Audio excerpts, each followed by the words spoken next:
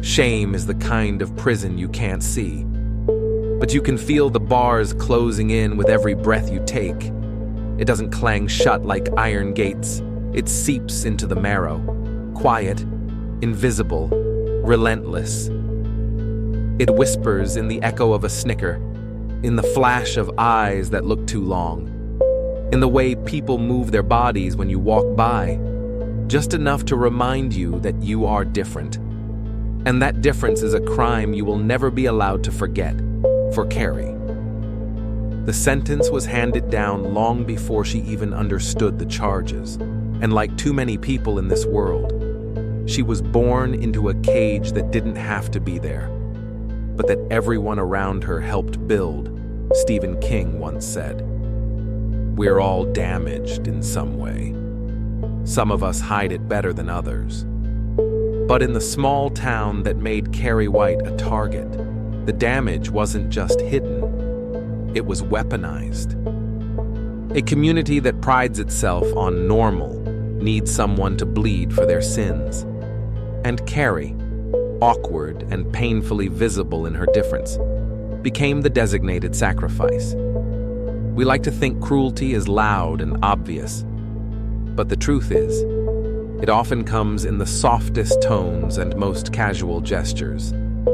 It's in the teacher who looks away instead of intervening, in the friend who laughs along to fit in the collective shrug of, it's just a joke. One moment, you're laughing in the locker room, and the next, you're watching someone's spirit splinter. Shame feeds on repetition. It grows fangs when the same humiliation happens over and over, until the person at the center starts to believe they deserve it. Carrie's life was a chain of such moments. Each insult, each prank, each whispered name etching itself into her skin like a scar she couldn't wash away. But the tragedy isn't only that others made her feel less than human, it's that they trained her to carry that cruelty inside her own head, to replay it on loop until it became her own voice. That's the deepest cruelty of shame. It convinces you to keep the bars in place long after the jailer is gone. What people rarely understand is that shame doesn't just humiliate, it disorients. It makes you second-guess the way you stand, the way you breathe, the way you exist. Carrie didn't just feel hated. She felt unreal, like she had been erased from the category of person and placed into some other box, one reserved for curiosities, freaks, and cautionary tales. When society labels you as less than, the first thing it steals is not your dignity, it's your clarity. You start losing the line between who you are and who they tell you you are. And once you lose that line, you'll do anything to make the pain stop, even if it means burning the whole place down. Fear plays its part too, because fear is shame's closest ally. It's what keeps bystanders silent and perpetrators bold. The classmates who mocked Carrie didn't just fear her oddness. They feared that by defending her, they might be marked with the same stain. In that way, cruelty becomes a kind of currency in the social economy. Hurt her, and you buy your own safety. In the court of high school, mercy is expensive, and no one wants to pay for it. So they laugh, they point, they throw, the act of cruelty becoming a ritual that binds the group together. And each time it happens, Carrie's cage tightens another notch. But here's the bitter truth. A cage isn't always built to keep someone in. Sometimes, it's built to keep the rest of us out, so we never have to face what our indifference makes us complicit in. To acknowledge Carrie's pain would be to admit that their entertainment was someone else's slow destruction. It's easier to believe she deserved it, that she brought it on herself, that her strange mother or her strange powers somehow justified the torment. Because once you admit innocence, you admit guilt. And guilt is something most people would rather bury than feel. There's an ancient cruelty in that logic, older than any school hallway, older than Carrie herself. Society has always needed its other in the old days. It was the outcast in the village, the scapegoat for the bad harvest. In King's fictional Chamberlain, Maine, it was Carrie White. The names change, but the story remains the same. Create a boundary between us and them, then punish the ones who cross it. And when they break, when their humiliation finally curdles into rage, point to the wreckage and say, "See? We were right about them all along." It's a perfect trap.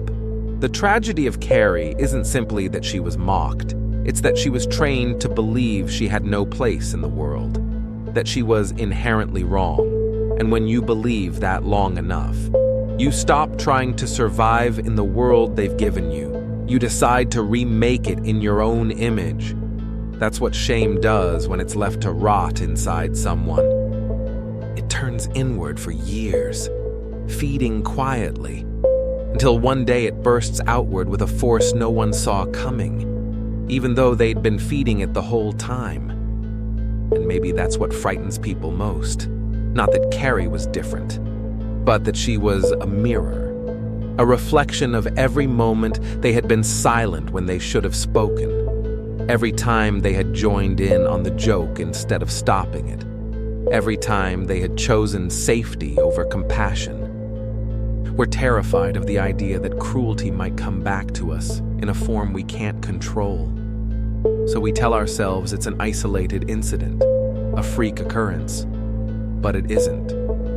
It's the oldest story in the book. Because shame doesn't just happen to one person. It happens to all of us. It's woven into the way we're taught to rank each other, to mock what's unfamiliar, to turn away when someone is being stripped of their dignity in public. We carry those lessons forward, using them to protect ourselves from becoming the next target. And in doing so, we become the next link in the chain. We become the next brick in someone else's cage. So the question becomes, how many cages have you built without realizing it? How many times have you added your silence to the mortar, your laughter to the lock? And if you found yourself in Carrie's place, not as the girl with the strange eyes and stranger powers, but as the one on the receiving end of a lifetime of mockery, would you have done anything differently? Or would you have burned it all down too? There's a particular cruelty in how shame thrives in the places meant to shape us. Schools, churches, family tables. These are supposed to be safe spaces, but they're also breeding grounds for hierarchy, for subtle social violence, for the invisible lines that decide who belongs and who doesn't. For Carrie, home was no refuge. The walls of her house were painted with her mother's fanaticism. Every word of scripture twisted into a blade, every prayer into a reminder of her unworthiness. Society had already marked her as different. Her own blood made sure she believed it was a sin. And here's the thing about oppression. It doesn't have to be unanimous to be effective.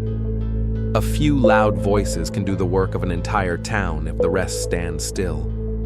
Carrie's tormentors weren't every student in Chamberlain High, but the silence of the majority was just as sharp as the laughter of the few. Silence is the most efficient weapon in the arsenal of cruelty because it carries the illusion of neutrality. You're not hurting them. You're just not helping.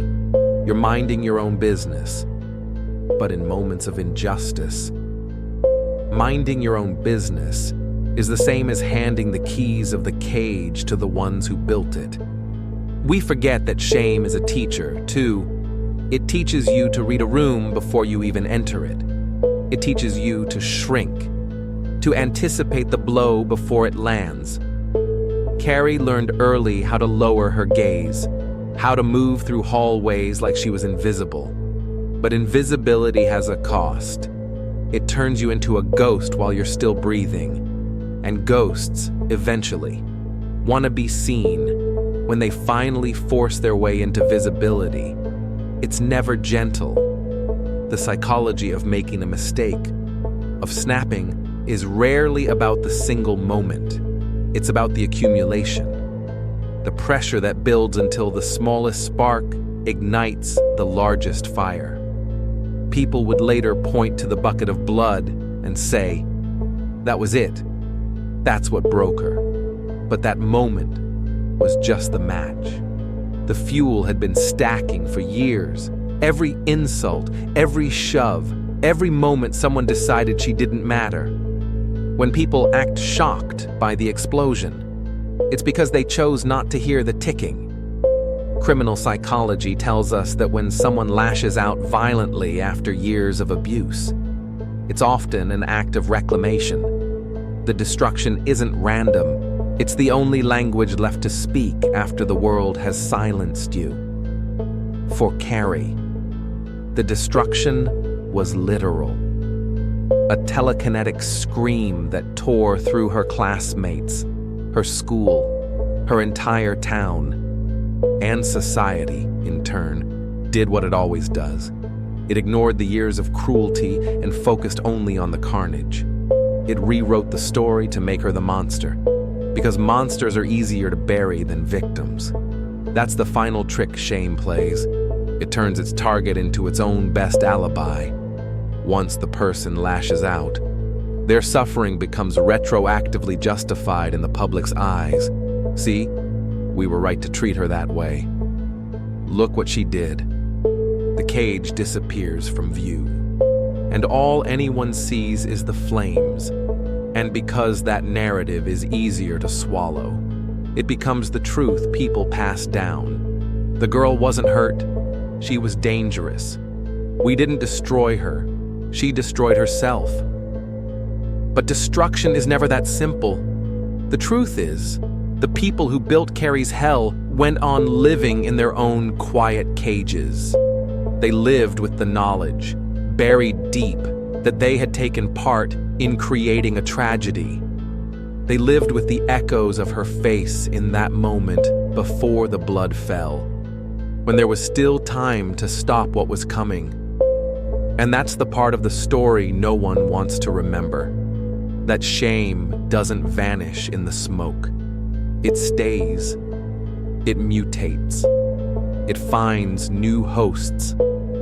The town that burned with Carrie learned nothing, because it didn't want to. And what about us? We like to think we're different. We like to believe we'd step in, that we'd be the one voice to cut through the cruelty. But belief is cheap when it's not tested. The question isn't whether you would stand up, it's whether you have. In moments where someone was boxed into shame before your eyes, what did you do? Did you speak? Did you risk being next? Or did you stand in the safety of the crowd, telling yourself someone else would step forward? The truth is, most of us are closer to the crowd than to the savior. And that's the hardest pill to swallow, because it means Carrie's story isn't a horror novel. It's a mirror that shows not just the girl on the stage drenched in blood, but the faces in the audience. And in those faces, you might see your own. When shame is the cage, and society holds the key. The real question isn't whether the prisoner will break free. It's how many others will watch and do nothing as she tries. And if the bars were around you, if the whole town was watching, waiting for you to either submit or shatter, would you still be able to call yourself innocent? Carrie's hell was not built overnight, and it wasn't built by a single pair of hands. It was a community project, an unspoken agreement sealed in the hallways and dinner tables of Chamberlain. Her mother's religious fervor forged the foundation, rigid rules, twisted morality, the suffocating belief that the body itself was a source of evil. The town added its own bricks, the jeers in gym class, The casual gossip at grocery counters, the smirks and pointed stares at Sunday service. Every interaction became a reminder that she did not belong. And here's the cruelty hidden beneath the surface. The very people who made her life unbearable likely saw themselves as decent. They might have given to charity, helped a neighbor shovel snow, or bowed their heads in church with the same lips that whispered her name like a curse. This is the insidious nature of collective cruelty. It doesn't require villains in black cloaks. Only ordinary people willing to let someone else carry the weight of their need to feel superior. Shame, in its purest form, is a tool of control. It disciplines without leaving marks you can photograph. It convinces you to police yourself, to live small, to remove your own voice before anyone else has to. Carrie learned that lesson well. Every day she kept her head down. Every time she bit her tongue. Every time she swallowed a scream. She was feeding the system that caged her. That's the paradox. You survive by obeying the rules of your captors, but in doing so, you forget the sound of your own freedom. It's tempting to think of Carrie's final act as an overreaction, a horror story climax where the bullied girl turns monstrous. But that's only because we measure the explosion and ignore the years of silent combustion. Imagine a glass filling drop by drop, not for days or weeks, but for a lifetime. Then, one drop too many, and it shatters. The shattering is loud, messy, impossible to ignore. But the filling? That was the work of years, of countless hands, of every moment when someone could have intervened but didn't. From a psychological perspective, prolonged humiliation rewires the brain. It erodes empathy, replacing it with suspicion and self-preservation. It distorts the moral compass, not because the person loses their sense of right and wrong, but because the scale of what feels just changes. After years of being the prey, the idea of becoming the predator can feel like justice. This is not the twisted logic of a born monster. It's the learned logic of survival. When the world tells you you are powerless, the moment you realize you have power can feel holy. Carrie's telekinesis was her weapon. Yes, but it was also her liberation. It was the one thing she owned that no one could take away. And when the bucket tipped, when the warm shock of blood slid down her skin and the laughter pierced her like 1,000 arrows, she finally understood. She could end it. Not just the laughter, but the whole machine that produced it. What she unleashed wasn't just rage.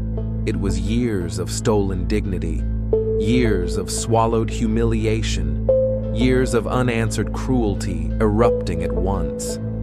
But what came after is the part we're most uncomfortable with, because in the wreckage, in the aftermath of smoke and screams, we're forced to confront a truth we'd rather avoid.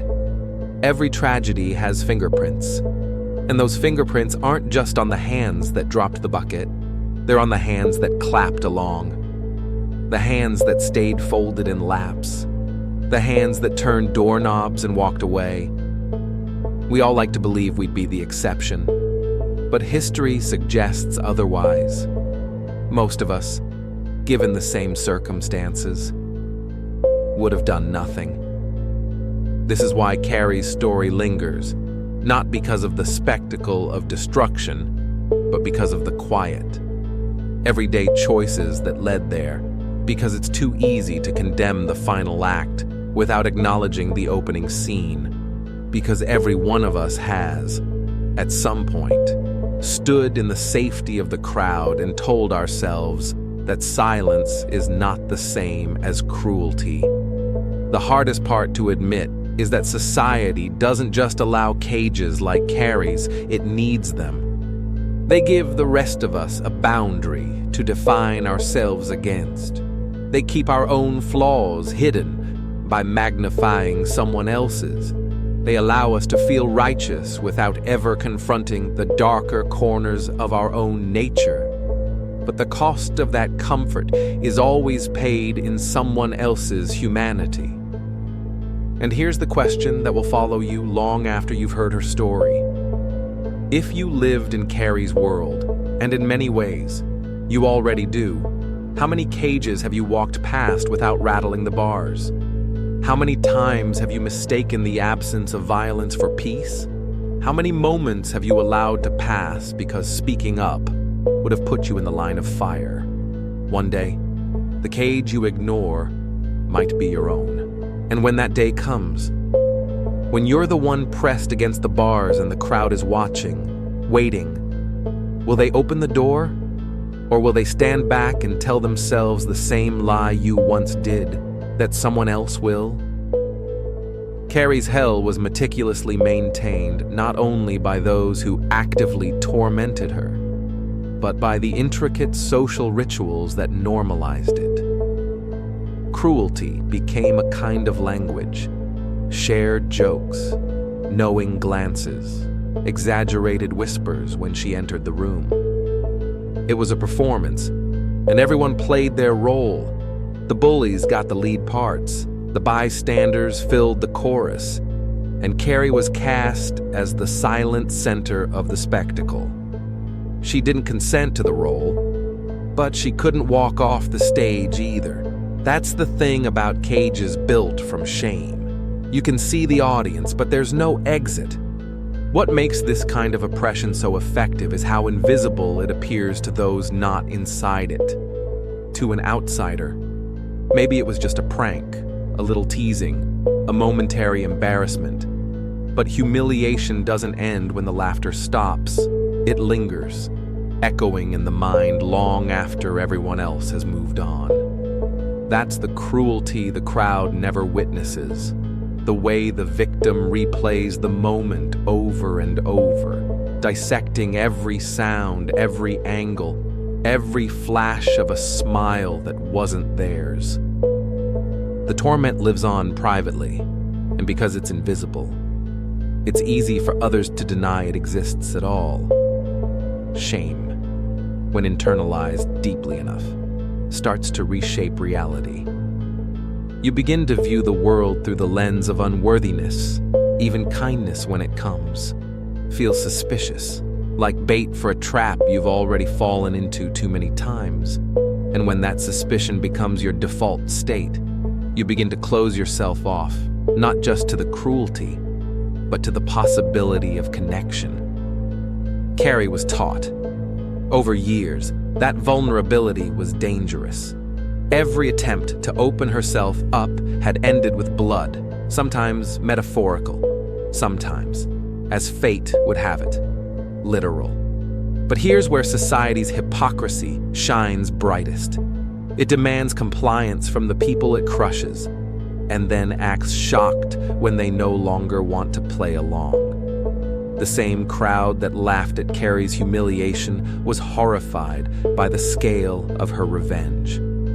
They could accept her submission. They could even tolerate her silence. But they could not forgive her refusal to remain in the cage. Her crime, in their eyes, was not the destruction she caused. It was the audacity to decide she deserved more than survival. And in that moment, we see the clearest truth about human morality. We're far more forgiving of cruelty committed in the open than of rebellion committed by the oppressed. The town could live with what was done to Carrie, because it fit neatly into the social order. But when she disrupted that order, when she flipped the script and forced them to face what they had made, she became unforgivable. That is the unspoken rule of shame. Those who bear it must do so quietly, or risk becoming the villain in someone else's story. This is the cycle we keep repeating. We watch someone endure humiliation until they can no longer contain it, and when they erupt, we point to their rage as proof that they were the problem all along. It's a convenient narrative, It absolves us of having to examine our role in the build-up. It lets us sleep at night, believing the world is simple, good people on one side, monsters on the other. But the truth is messier. The truth is that most monsters were made, and the making was done by many hands. In Carrie's case, those hands belong to her peers, her teachers, her mother, her neighbors. In our world, they might belong to us because the mechanics of shame haven't changed. They've just adapted to new platforms. The high school hallway still exists, but now it fits in the palm of your hand. Public humiliation travels faster than it ever did in Carrie's day, and the audience has grown from a few dozen to a few million. The cage has gone digital, but the architecture is the same.